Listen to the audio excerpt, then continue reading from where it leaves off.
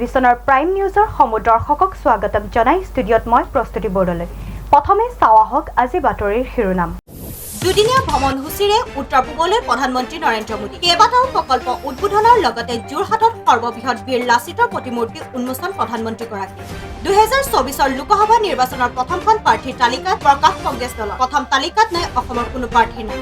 ডিব্ৰুগড় ৰাষ্ট্ৰীয় লোক আদালত সম্পন্ন নিষ্পত্তি কৰাৰ লগতে লোক জনতাৰ দুই পক্ষৰ সন্তুষ্টি প্ৰকাশ। লখিমপুৰ লালুকত জব্দ গৰু ভৰ্তি বলেৰো আৰক্ষীৰ চকুত ফাঁকি দি পলায়ন কৰিব বিচৰা সৰবৰাহকাৰীক আটক ৰাজ্যৰ গতাই দিয়ে আৰক্ষী। এতিয়া বিতং বাতৰি। দুদিনীয়া ভ্ৰমণসূচীৰে উত্তৰ পূৰ্বলৈ প্ৰধানমন্ত্ৰী নৰেন্দ্ৰ মোদী প্ৰথমবাৰলৈ কাজিৰঙা পৰিদৰ্শন কৰি জীপ চাফাৰী কৰাৰ পিছতে প্ৰধানমন্ত্ৰীগৰাকীয়ে অৰুণাচল প্ৰদেশৰ চেলা সুৰংগৰ লগতে যোৰহাটৰ হুলুঙাপাৰত বীৰ লাচিতৰ বিশাল প্ৰতিমূৰ্তি উন্মোচন কৰে। দুদিনীয়া ভ্ৰমণসূচীৰে উত্তৰ পূৰ্বলৈ প্ৰধানমন্ত্ৰী নৰেন্দ্ৰ মোদী কাজিৰঙাত সূচনা হ'ল নতুন ইতিহাসৰ। প্ৰথমবাৰলৈ কাজিৰঙা পৰিদৰ্শন কৰিলে দেশৰ প্ৰধানমন্ত্ৰী নৰেন্দ্ৰ মোদীয়ে। পুৱাই কাজিৰঙাৰ নৈসিক সৌন্দৰ্যৰ মাজত বিলীন হ'ল প্ৰধানমন্ত্ৰী নৰেন্দ্ৰ মোদী। আৰক্ষী অতিথিশালাৰ পৰা কাজিৰঙাৰ মিহিমুখলৈ ৰাওনা হয় প্ৰধানমন্ত্ৰীগৰাকী। কাজিৰঙাৰ সবাতোতকৈ সবল হাতী পৈদুম্নৰ পিঠিত উঠি কাজিৰঙা পৰিদৰ্শন কৰাৰ লগতে জীপ চাফাৰীও কৰিলে প্ৰধানমন্ত্ৰীগৰাকীয়ে। চাফাৰী কৰাৰ অন্তত প্ৰধানমন্ত্ৰীগৰাকী ৰাওনা হয় অৰুণাচল প্ৰদেশলৈ। অৰুণাচল প্ৰদেশত উপস্থিত হৈ চেলা সুৰংগ উদ্বোধন কৰে প্ৰধানমন্ত্ৰী নৰেন্দ্ৰ মোদীয়ে। এই সুৰংগটোৱে কৌশলগতভাৱে গুৰুত্বপূৰ্ণ টাৱাঙৰ সৈতে সৰ্বতৰৰ সংযোগ নিশ্চিত কৰাৰ লগতে অঞ্চলটোৰ সৈনিক দ্ৰুত লজিষ্টিক গতিবিধিত সহায় কৰাৰ উপৰিও যাত্ৰাৰ দূৰত্ব 8 কিলোমিটাৰতকৈ অধিক আৰু যাত্ৰাৰ সময় 1 ঘণ্টা হ্ৰাস কৰিব। এই সুৰংগটোৰ উচ্চতা 13,000 ফুটতকৈও অধিক। 825 কোটি টকা ব্যয়ৰ সাপেক্ষে নিৰ্মাণ কৰা হৈছে। ইয়াৰ লগতে যোৰহাটৰ হুলুঙাপাৰত বীৰ লাচিত বিশাল প্ৰতিমূৰ্তি উন্মোচন কৰে আৰু যোৰহাটৰ এক বিশাল জনসভাত ভাষণ দিয়ে প্ৰধানমন্ত্ৰী নৰেন্দ্ৰ মোদীয়ে। উল্লেখ্য যে 200খন ঠাইত ভিডিঅ' স্ক্ৰীণত প্ৰধানমন্ত্ৰী অনুষ্ঠান ৰাজ্যে পৰিদৰ্শন কৰে। প্ৰায় 40 লাখ কোটি সংযুক্ত হৈছিল প্ৰধানমন্ত্ৰীৰ সভাত। News desk AN television. Assam ৰাজ্যিক আইন সেৱা প্ৰাধিকাৰীৰ উদ্যোগত আৰু ডিব্ৰুগড় জিলা আইন সেৱা প্ৰাধিকাৰীসমূহৰ সহযোগত ৰাষ্ট্ৰীয় লোক আদালত সম্পন্ন হয়। অসম ৰাজ্যিক আইন সেৱা প্ৰাধিকাৰীৰ উদ্যোগত আৰু ডিব্ৰুগড় জিলা আইন সেৱা প্ৰাধিকাৰীসমূহৰ সহযোগত আজি ৰাষ্ট্ৰীয় লোক আদালত অনুষ্ঠিত হয়। উচ্চ ন্যায়ালয়ৰ পৰা মহকুমাৰ ন্যায়িক আদালতলৈকে আপোচযোগ্য পাৰিবাৰিক বিবাদ, মটৰ দুৰ্ঘটনা সম্বন্ধীয় গোচৰ, দেৱানী আৰু ফৌজদাৰী ইত্যাদি গোচৰসমূহ কম খৰচত খৰতকীয়াকৈ এই লোক আদালতত নিষ্পত্তি কৰাৰ উপৰিও লোক জনতাৰ বাবে দুয়োপক্ষই সন্তুষ্টি প্ৰকাশ কৰে। প্ৰায়ভাগ সাব ডিভিজনতে আমাৰ যেনেকৈ আমাৰ নিজৰে সাব ডিভিজন 2 লাহোৱাল ভাগত ক'ব গ'লে 30টামান কেছ আমাৰ এতিয়ালৈকে সেটেল হৈছে আৰু প্ৰায় এমাউণ্টটো ভাল এমাউণ্ট ৰিয়েলাইজ হৈছে। কাৰণ আমি সুবিধাও দিছোঁ, সুত ৰেহাই আৰু এনেকুৱা কিস্তি হিচাপে যদি তেওঁলোকে বিচাৰিছে সেইটো আমি দিছোঁ। চ' এটা ছাকচেছফুল লোকদাৰ দিন হিচাপে এইটো গৈছে, সেইটো মই ভাবিছোঁ। আমাৰ সেইটোৱে টোটেলটো আমাৰ 7টা ছাব ডিভিজন মিলাই যেনেকৈ আপুনি ধৰক 100ৰ ওপৰতে গৈছে, কেছ সেটেল হৈছে আৰু কিছুমানে এতিয়াও কথাও দিছে কি নেক্সট মানে আজি এটা তাৰিখ লৈ গৈছে কি নেক্সট সোমবাৰে বা মঙলবাৰৰ ভিতৰত আহি তেওঁলোকে এটা আজি নোৱাৰিলেও এটলিষ্ট কিস্তি হিচাপে বা কিবা কম্প্ৰমাইজ এটা কৰিব। এটাখন বিলত যেনেকৈ 100 টকা বিলত 50 টকা সুত আছে, চ' সুতৰ আমি 80% আমি ৰেহাই দি দিম। অন দ্য স্পট 80% ৰেহাই পাব যদিহে তেওঁলোকে পে'মেণ্টটো কৰে। নহ'লে আমি কিস্তি কৰোঁ, 3টা কিস্তি থাকে, 50% ৰেহাই থাকে, সুত ৰেহাই তেনেকুৱা থাকে। ৰাইজৰ যোনটো সহায় হয় আমি সেইটোৱে আমি তেওঁলোকক দিওঁ। ये सर स्पेशली मुद्रा और कुछ SHG और गवर्नमेंट स्पॉन्सर के केसेस थे, उसका केस कॉम्प्रोमाइज हुआ अभी तक और देखते कोई एक्सपेक्टेशन रहा तो और भी हम वेट कर रहे थोड़ा सा। सब महिंद्रा फाइनेंसर भागर केस है যিবোৰ এইবোৰ লছ বুক হৈ আছে তেনেকা ডিসপোজেল লছ আৰু বেক ডেপছ হৈ আছে সেইবোৰ আমাৰ পেমেণ্ট হৈছে। ৰেছপন্স আমি পাব্লিকৰ পৰা ভালে ৰেছপন্স পাইছোঁ। वेल रिस्पॉन्स तो अच्छा रहा। ये हम ये कोशिश करेंगे जब भी कोई राष्ट्रीय लोक अदालत हो जाएगा इससे भी ज़्यादा स्काउट प्रपोजल करेंगे और इस बार भी अच्छा रहा। हमारा यूको बैंक की तरफ से बहुत अच्छा रहा। सुबोध पार्सनर सहयोगत आइनुल आहमेदर रिपोर्ट AN टेलिभिशन। কংগ্ৰেছ দলে 2024 বৰ্ষৰ লোকসভা নিৰ্বাচনৰ বাবে প্ৰথমখন প্ৰাৰ্থী তালিকা প্ৰকাশ কৰিছে। বায়ানাডৰ আসনৰ পৰা প্ৰতিদ্বন্দ্বিতা কৰিব দলৰ জ্যেষ্ঠ নেতা ৰাহুল গান্ধীৰ লগতে ছত্তীশগড়ৰ পৰা 6জন, কৰ্ণাটকৰ পৰা 7জন, কেৰালাৰ পৰা 16জন, মেঘালয়ৰ পৰা 2জন, তেলেংগানাৰ পৰা 4জন আৰু ছিকিম, লক্ষদ্বীপ, নাগালেণ্ড, ত্ৰিপুৰাৰ পৰা এজনকৈ প্ৰাৰ্থী ঘোষণা কৰা হৈছে। অৱশ্যে প্ৰথমখন তালিকাত অসমত কোনো প্ৰাৰ্থীৰ নাম ঘোষণা কৰা হোৱা নাই। 2024 বৰ্ষৰ লোকসভা নিৰ্বাচনৰ বাবে প্ৰথমখন তালিকা প্ৰকাশ কৰিছে কংগ্ৰেছ দলে। প্ৰথমখন প্ৰাৰ্থী তালিকাত 39 গৰাকী প্ৰাৰ্থীৰ নাম ঘোষণা কৰা হৈছে। বায়ানাডৰ আসনৰ পৰা প্ৰতিদ্বন্দ্বিতা কৰিব দলৰ জ্যেষ্ঠ নেতা ৰাহুল গান্ধীয়ে। ইয়াৰে 24খন আসনত সংৰক্ষিত শ্ৰেণীৰ প্ৰাৰ্থীক প্ৰাৰ্থিত্ব প্ৰদান কৰা হৈছে। 50 বছৰৰ তলৰ 12জন আৰু 50ৰ পৰা 60 বছৰৰ ভিতৰত 8জন প্ৰাৰ্থী। দলৰ সাধাৰণ সম্পাদক কে.চি. বেণুগোপালে নতুন দিল্লীত এই তালিকা প্ৰকাশ কৰিছে। কংগ্ৰেছৰ প্ৰথম তালিকাত ছত্তীশগড়ৰ পৰা 6জন, কৰ্ণাটকৰ পৰা 7জন, কেৰালাৰ পৰা 16জন, লক্ষদ্বীপৰ পৰা 1জন, মেঘালয়ৰ পৰা 2জন, নাগালেণ্ডৰ পৰা 1জন, ছিকিমৰ পৰা 1জন, তেলেংগানাৰ পৰা 4জন আৰু ত্ৰিপুৰাৰ পৰা 1জন প্ৰাৰ্থী ঘোষণা কৰা হৈছে। কেৰালাৰ তিৰুৱন্তপুৰমৰ পৰা কংগ্ৰেছৰ জ্যেষ্ঠ নেতা শশী ঠাকুৰক প্ৰাৰ্থিত্ব প্ৰদান কৰা হৈছে। অৱশ্যে আজিৰ প্ৰথমখন তালিকাত অসমৰ কোনো প্ৰাৰ্থীৰ নাম ঘোষণা কৰা হোৱা নাই। News desk AN television. এতিয়া লৈছো খন্তেক বিৰতিৰ পিছত পুনৰ আহি আছো বাতৰিৰ মাজলৈ।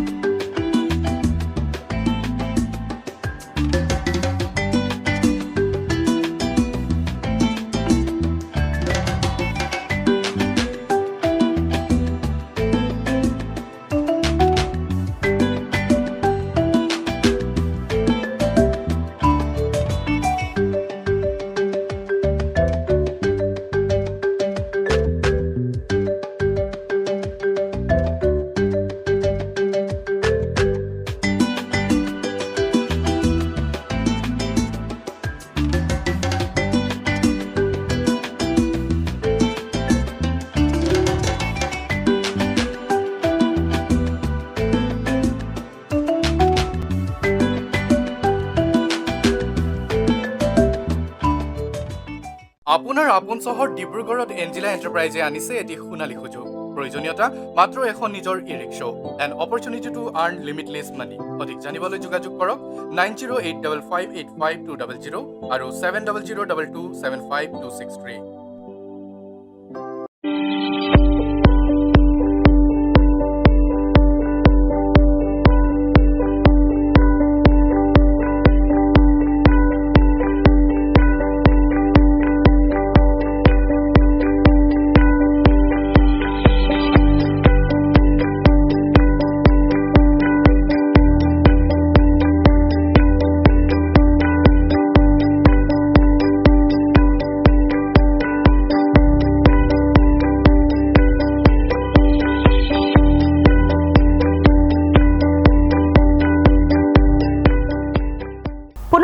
বাতৰিৰ মাজলৈ। মেৰাপানীত দুৰ্নীতি নিবাৰক শাখাৰ অভিযানত উৎকোচ লোৱাৰ সময়তে হাতেলোতে আটক জামুগুৰি আঞ্চলিক বন বিষয়া গোবিন্দ তাই। উৎকোচ লৈ পুনৰ হাত দাগিল অসম চৰকাৰৰ বন বিভাগৰ এজন বিষয়াই। মেৰাপানীত দুৰ্নীতি নিৰ্বাৰক শাখাৰ অভিযানত উৎকোচ লোৱাৰ সময়তে হাতেলোতে আটক জামুগুৰি আঞ্চলিক বন বিষয়া গোবিন্দ তাই। শিলকহুৱা ডাম্বাৰৰ পৰা ভয় ভাবুকিৰে 20,000 টকা উৎকোচ বিচাৰিছিল ব্যৱসায়ী দেৱজিৎ বৰাৰ পৰা। নিজ কাৰ্যালয়তে 20,000 টকা উৎকোচ লৈ থাকোতে আটক কৰে বন বিষয়াজনক। পূৰ্বতেও অঞ্চলটোৰ ব্যৱসায়ীসকলক ধন দাবী কৰি অতিষ্ঠ কৰি আহিছিল বিষয়াজনে। ঘটনাৰ সন্দৰ্ভত ঘিলাধাৰী আৰক্ষী আৰু দুৰ্নীতি নিবাৰক অব্যাহত ৰাখিছে জেৰা। CRP গেটতে এণ্ট্ৰি হয়, সেইটো কাৰণে মানে আপোনাৰ যোনটো ডিছপুট এৰিয়াৰ ভিতৰত সোমাই গৈ পিনে মানে মানে কি কয় মানে গাড়ীবোৰ মানে দাবী ধমকি দি পিনে মানে ধৰি লৈ আমাৰ ৰেঞ্জাৰ গোবিন্দ তাইত ছাৰে মানে দাবী ধমকি দি পিনে হ'লেও নহ'লে গাড়ীকেইটা ধৰি লওঁ মাহেকীয়া মানে মিলাবি নহ'লে মানে গাড়ী ধৰি লৈ গুচি যাম মানে হেৰি কৰি পিনে মানে টিপি নহয় 20,000 টকা 20,000 টকা মোক কালি ডিমাণ্ড কৰিছিলে। Bureau report AN television. উত্তৰ লালুক পঞ্চায়তত বৃহৎ ৰেলীৰ সৈতে লখিমপুৰৰ সাংসদ প্ৰদান বৰুৱা উপস্থিত হয়। শনিবাৰৰ কাৰ্যসূচীত আঁত ধৰে উত্তৰ লালুকৰ উদীয়মান জনপ্ৰিয় যুৱ নেতা তথা বিজেপি দলৰ হিঙৰা মণ্ডলৰ সাধাৰণ সম্পাদক জয়চন মৰাঙে। বৃহৎ ৰেলীৰ সৈতে লখিমপুৰৰ সাংসদ প্ৰদান বৰুৱা উপস্থিত হয় উত্তৰ লালুক গাঁও পঞ্চায়তত। আজি সাংসদগৰাকীয়ে প্ৰায় হাজাৰৰো অধিক বিজেপি সমৰ্থকক লৈ দলহাট বজাৰ হৈ উত্তৰ লালুক গাঁও পঞ্চায়তত উপস্থিত হয়। সাংসদগৰাকীয়ে উত্তৰ লালুক গাঁও পঞ্চায়তত নতুন পঞ্চায়ত গৃহৰ আধাৰশিলা স্থাপন কৰে। 20 লাখ টকাৰ গৃহতো আবণ্টন দিয়ে ৰাষ্ট্ৰীয় গ্ৰাম স্বৰাজ অভিযানে। সাংসদ প্ৰদান বৰুৱাক আজি সংগ দিয়ে লখিমপুৰ জিলাৰ বিজেপি সভাপতি ফণীধৰ বৰুৱা, অসম গণ পৰিষদৰ জিলা সভাপতি দীপক বৰদলৈ, ৰাজ্যিক কিষাণ মৰ্চাৰ কোষাধ্যক্ষ জগদীশ গুপ্তা, কৰুণাবাৰী উন্নয়ন খণ্ডৰ সহকাৰী কাৰ্যবাহী অভিযন্তা অনন্ত মহন্ত আৰু উত্তৰ লালুক গাঁও পঞ্চায়তৰ সচিব বিকাশ গগৈয়ে। ভাল লাগিছে যে উত্তৰ লালুকৰ পঞ্চায়ত অফিচটো বেয়া হৈ আছিলে আৰু চৰকাৰেও এটা সুন্দৰ দৃষ্টি ৰাখিছে, সেইটো মোৰ আজি অনুমান হৈছে।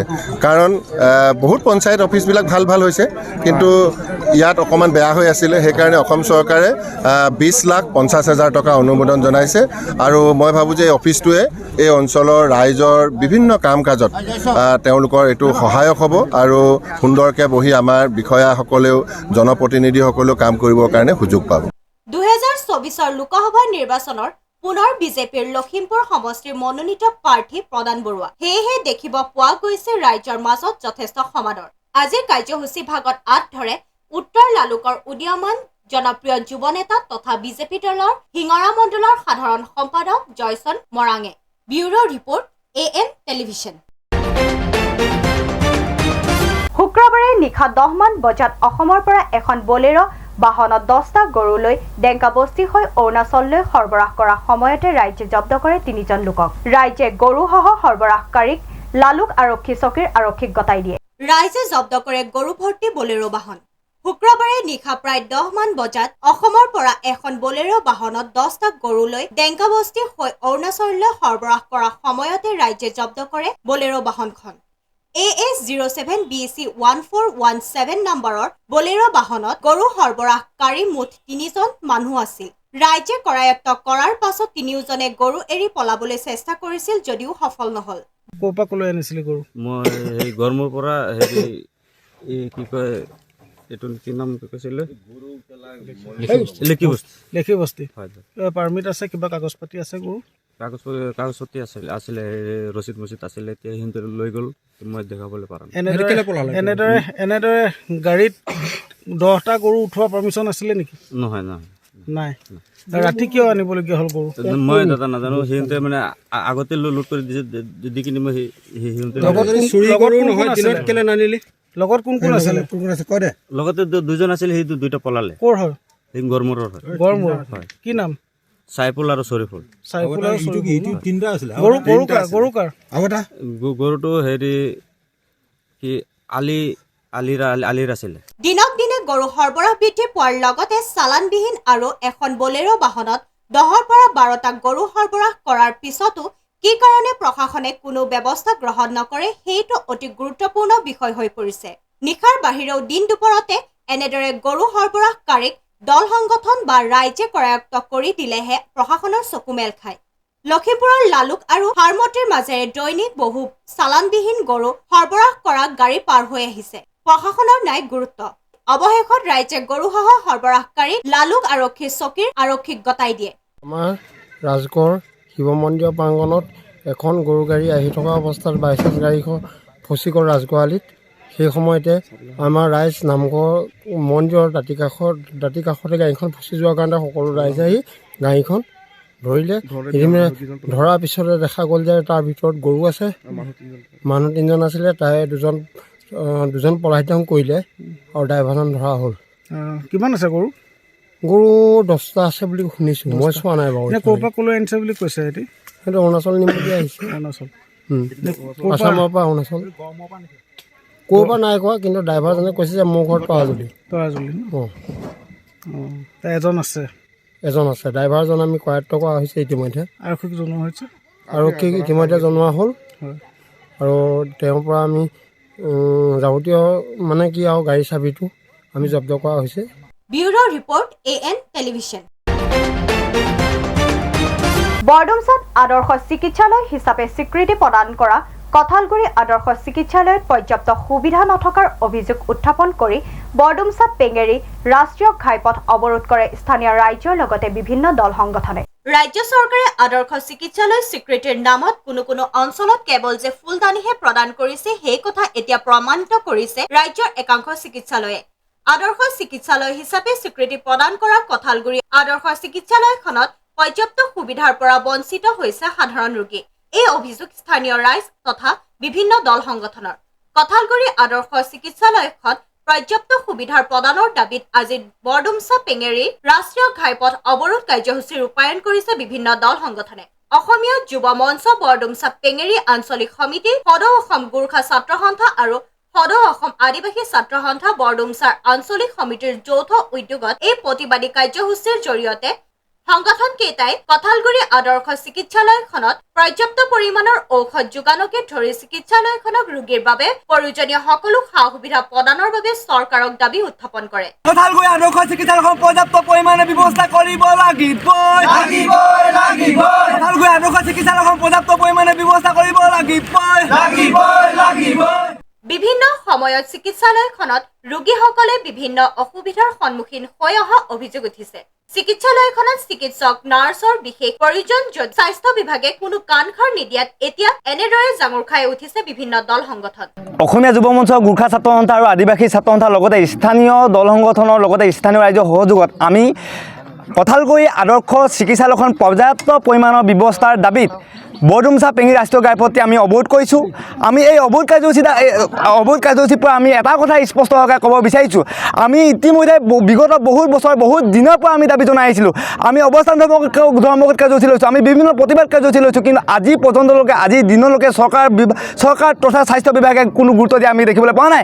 আমি ক'বলৈ বিচাৰিছোঁ, কিন্তু আজিৰ দিনলৈকে আমাৰ দৃষ্টিগোচৰ হোৱা নাই যে জিলা প্ৰশাসনক কিংবা DC মহোদয় আয়ুক্তগৰাকীও আজি এই পদাৰ্পণ কৰা আমি দেখিবলৈ পোৱা নাই, পৰিদৰ্শন কৰা আমি দেখিবলৈ পোৱা নাই। জনপ্ৰতিনিধিজনৰ কথা আমি ক'বলৈ নাযাওঁ। গতিকে আমি প্ৰতিবাদস্থলীৰ পৰা এটা কথা স্পষ্টভাৱে ক'ব বিচাৰিছোঁ, শীঘ্ৰে যদি বৰডুমচা পেঙেৰীবাসী ৰাইজৰ সুবিধা হোৱাকৈ যদি পৰ্যাপ্ত পৰিমাণে যদি ব্যৱস্থা নকৰে, তেনেহ'লে কিন্তু আমি আগন্তুক দিনত ইয়াতকৈ জংগী গণতান্ত্ৰিক আন্দোলন কৰিবলৈ আমি বাধ্য হ'ম। কঁঠালগুৰি ৰাইজৰ কাৰণে অতি দুখৰ বিষয়, যিহেতু কেইবাবছৰ আগত এই যিখন কঁঠালগুৰি আদৰ্শ চিকিৎসালয়খন সম্পূৰ্ণ নিৰ্মাণ কৰা হৈছিলে, কিন্তু যি ধৰণে চৰকাৰে নিৰ্মাণ কৰিলে সেই ধৰণে পৰ্যাপ্ত পৰিমাণৰ সা সুবিধা আমি দেখিবলৈ পোৱা নাই। সেইকাৰণে আমি আজি এই পথ অৱৰোধৰ দৰে কাৰ্যসূচী ল'বলৈ আমি বাধ্য হৈছোঁ। আৰু আমি স্থানীয় যিসকল চৰকাৰী বিষয়ববীয়া আছে, যিসকল প্ৰতিনিধি আছে, তেখেতসকলকো আমি এই মঞ্চৰ পৰা সকীয়াই দিব বিচাৰোঁ যে তেখেতসকলে অতি শীঘ্ৰে পৰ্যাপ্ত পৰিমাণৰ সা সুবিধা কৰি লওক, অন্যথা ইয়াতকৈ আমি জংগী আন্দোলন কৰিবলৈ আমি প্ৰস্তুত আছোঁ। Bureau report, AN television. এতিয়া লৈছোঁ খন্তেক বিৰতিৰ পিছত পুনৰ আহি আছোঁ বাতৰিৰ মাজলৈ।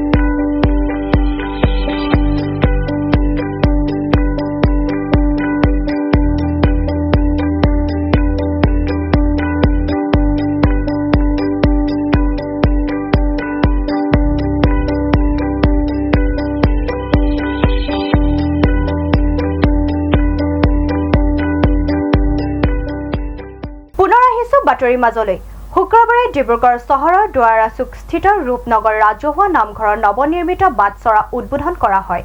উক্ত উদ্বোধনী অনুষ্ঠানত স্থানীয় মহিলাসকলৰ দ্বাৰা দিহানাম পৰিৱেশন আৰু বৰগীতৰ বিশিষ্ট কণ্ঠশিল্পী সংগীতা কোঁৱৰ আৰু পাঠেকী খগেন ৰাজবংশীৰ ঘোষাপাঠে স্থানীয় ৰাইজক আপ্লুত কৰে। 1988 চনত প্ৰতিষ্ঠা হোৱা ডিব্ৰুগড় চহৰৰ দুৱাৰাচুক স্থিত ৰূপনগৰ ৰাজহুৱা নামঘৰৰ নৱনিৰ্মিত বাটচৰা শুক্ৰবাৰে এক মাংগলিক পৰিৱেশত উদ্বোধন কৰা হয়। বাটচৰাটি ফিতা কাটি উদ্বোধন কৰে লেখক সমাজকৰ্মী ডাক্তৰ বিপিন কাকতিয়ে।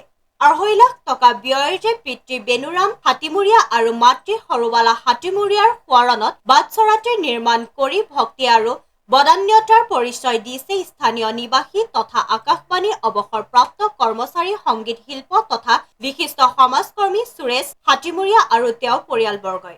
এই উপলক্ষে নামঘৰৰ স্থায়ী প্ৰেক্ষাগৃহত শিক্ষাবিদ তথা BNP হাইস্কুলৰ অৱসৰপ্ৰাপ্ত অধ্যক্ষ নগেন চাওদাং বৰুৱাৰ পৌৰোহিত্যত অনুষ্ঠিত ধৰ্মালোচনা সভাত ভাষণ প্ৰদান কৰি বাটচৰাটিৰ উদ্বোধক ডাক্তৰ বিপিন কাকতিয়ে নামঘৰৰ বাটচৰাৰ সৈতে জড়িত বিভিন্ন দিশ উল্লেখ কৰি বক্তব্য আগবঢ়াই কয় যে পিতৃ মাতৃক শ্ৰদ্ধা কৰিবলৈ শিকাসকলেহে প্ৰকৃততে পুত্ৰ বুলি ক'ব পাৰি। ৰূপনগৰ ৰাজহুৱা নামঘৰৰ এই বাটচৰাটি আমাৰ পৰিয়ালৰ তৰফৰ পৰা আমাৰ পিতৃ প্ৰয়াত বেনুৰাম হাতীমুৰীয়া আৰু মাতৃ সৰুবলা হাতীমুৰীয়াৰ পবিত্ৰ সোঁৱৰণত আমি বাটচৰা ভাগি আমাৰ এই নামঘৰৰ কাৰণে আগবঢ়াইছোঁ। আমাৰ সমূহ পৰিয়ালৰ সহায় সহযোগ আৰ্থিক দিশতেই হওক বা সামাজিক দিশতেই হওক সকলো দিশৰ ফালৰ পৰা তেওঁলোকে সহায় সহানুভূতি আগবঢ়াইছে আৰু এই বাটচৰাটি আজি উদঘাটন অনুষ্ঠানো আজি নামঘৰৰ কাৰণে আমি উদঘাটন অনুষ্ঠান এটা পাতিছোঁ আৰু এই উদঘাটন অনুষ্ঠানটোৰ আজিৰ পৰা এই বাটচৰাটি আমি ৰূপনগৰ নামঘৰৰ উৎসৰ্গা কৰিছোঁ। আজি আমাৰ উদঘাটন অনুষ্ঠানটিৰ কাৰ্যসূচী আমি প্ৰথমেই বন্তি প্ৰজ্বলন কৰি তাৰপিছতে বাটচৰাটি উদঘাটন কৰিলোঁ। তাৰপিছতে আমাৰ মঞ্চত এখন মুকলি সভা বৰগীতেৰে আৰম্ভ কৰি ৰাইজক সমূহ ভকতবৃন্দ আইসকলক আমি এখন ফুলাম গামোচাৰে সকলোকে সম্বৰ্ধনা জনাই আমাৰ পৰা মৰম আদৰ তেখেতসকলক আমি যাচিছোঁ আৰু এইদৰেই আমাৰ আজি অনুষ্ঠানটো সুকলমে পাৰ হ'ব বুলি আমি আশা ৰাখোঁ। ভাষণত তেওঁ ধৰ্মৰ বিভিন্ন দিশৰ সম্পৰ্কে আলোকপাত কৰি দাতা সুৰেশ হাতীমুৰীয়া আৰু তেওঁৰ পৰিয়ালবৰ্গৰ বদান্যতাৰ শলাগ লয়। নামঘৰ পৰিচালনা সমিতিৰ সভাপতি তথা বাটচৰাটিৰ দাতা সুৰেশ হাতীমুৰীয়াই আদৰণি ভাষণ প্ৰদান কৰা আৰু সাংস্কৃতিক কৰ্মী কৃপাল ফুকনে আধৰা গাম্ভীৰ্যপূৰ্ণ অনুষ্ঠানত বিশিষ্ট অতিথি হিচাপে উপস্থিত থাকি জ্যেষ্ঠ সাংবাদিক ৰতন হাজৰিকাই মহাপুৰুষ শ্ৰীমন্ত শংকৰদেৱৰ সৃষ্টি নামঘৰৰ ঐতিহ্য আৰু পৰম্পৰাৰ লগতে অসমৰ সামাজিক তথা সাংস্কৃতিক জীৱনত নামঘৰৰ ভূমিকা নৱপ্ৰজন্মক আধ্যাত্মিক দিশৰ প্ৰতি প্ৰভাৱিত কৰাৰ ইত্যাদি বিভিন্ন দিশ সামৰি বক্তব্য আগবঢ়ায়। নামঘৰ পৰিচালনা সমিতিৰ সম্পাদক দেৱানন্দ সোণোৱালে উদ্দেশ্য ব্যাখ্যা কৰা অনুষ্ঠানত ৰূপনগৰৰ স্থানীয় মহিলাসকলৰ দ্বাৰা দিহানাম পৰিৱেশন আৰু বৰগীতৰ বিশিষ্ট কণ্ঠশিল্পী সংগীতা কোঁৱৰৰ বৰগীত আৰু পাঠেকী খগেন ৰাজবংশীৰ ঘোষাপাঠে সকলোকে আপ্লুত কৰে। শতাধিক গণ্যমান্য ব্যক্তি উপস্থিত থকা অনুষ্ঠানত স্থানীয় বহু কেইগৰাকী ভকত বৈষ্ণৱক দাতা পৰিয়ালৰ তৰফৰ পৰা একোখনকৈ ফুলাম গামোচাৰে সম্বৰ্ধনা জ্ঞাপন কৰা হয়। আজি এই ৰূপনগৰ ৰাজহুৱা নামঘৰৰ এটি অনুষ্ঠান শুভ উদ্বোধন হৈছে বাটচৰা। এই বাটচৰাটি প্ৰদান কৰিছে আমাৰ এই অঞ্চলৰ আমাৰ অতি সুহৃদয় হাতীমুৰীয়া পৰিয়ালবৰ্গৰে আৰু এই বাটচৰাটি এগছি বন্তি প্ৰজ্বলন উদ্বোধনৰ প্ৰাকখনত এগছি বন্তি প্ৰজ্বলন কৰা হৈছে। বন্তি প্ৰজ্বলনৰ অন্ততে এই বাটচৰাটি উদ্বোধন কৰিছে আমাৰ অসমৰ জ্যেষ্ঠ সাংবাদিক হাজৰিকাদেৱ আৰু এই অঞ্চলৰ বয়োজ্যেষ্ঠ সমাজকৰ্মী সাহিত্য সাধক ডাক্তৰ বিপিন কাকতিদেৱৰ সৈতে আৰু বুৰঞ্জীবিদ একালৰ বাগ্মীপুৰ উচ্চতৰ নীলমণি ফুকন উচ্চতৰ মাধ্যমিক বিদ্যালয়ৰ প্ৰাক্তন অধ্যক্ষ নগেন চাওদাং বৰুৱাদেৱে ইতিমধ্যে এই বাটচৰা শুভ উদ্বোধনৰ অন্ততে পৰিয়ালবৰ্গৰ তৰফৰ পৰা অভ্যাগত সকলো অতিথিকে এখনি অংগবস্ত্ৰ আৰু ফুলাম গামোচাৰে সম্ভাষণ জনোৱা হৈছে আৰু এই সম্ভাষণ জনোৱাৰ অন্ততে ইতিমধ্যে বাটচৰা উদ্বোধনৰ সন্দৰ্ভত এখনি সভা অনুষ্ঠিত হৈছে আৰু এই সভাত বিভিন্ন ঠাইৰ ভকত বৈষ্ণৱে আহি যোগদান কৰিছে আৰু ইতিমধ্যে আমাৰ এই অঞ্চলৰ গৌৰৱ বৰগীতৰ শিল্পী সংগীতা কোঁৱৰে গীত পৰিৱেশন কৰিছে। ডিব্ৰুগড়ৰ পৰা জয়ৰ সহযোগত আইনুল আহমেদৰ ৰিপৰ্ট AN টেলিভিছন।